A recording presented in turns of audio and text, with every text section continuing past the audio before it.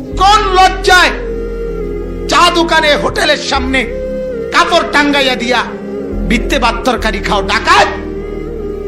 আল্লাহ কি কাপড়ের বিত্তে দেখে না? তাইলে তোরে শাস্তি দিবে তো বেটা আল্লাহ, মানুষে কি শাস্তি দিব? মানুষের ভয় করস কেন বেটা? যদি তুই রোজাই রাখতি না, তুই পাষাণ, তুই ডাকাতি হবি, তো কাপড় লাগাস কেন বেটা? মানুষের শরম লাগাস কেন? মানুষ কিছু বললে অসুবিধাটা কি? মানুষে তো তোর বিচার করবে না। রোজার শাস্তি কি মানুষ দেওয়ার কোন অধিকার আছে? তো তোর অসুবিধা কি? তুই কাপড় লাগাস কেন? কথা বলেন না কেন? তুই তো আল্লাহরে ভয় করস না, আল্লাহরে তুই তো পাত্তাই দাস না, তো ছাড়ছে তো। আল্লাহরে যখন তুই পাত্তাই দিলি না, ছাড়ছে তো। মানুষের কথা চিন্তা করো কেন?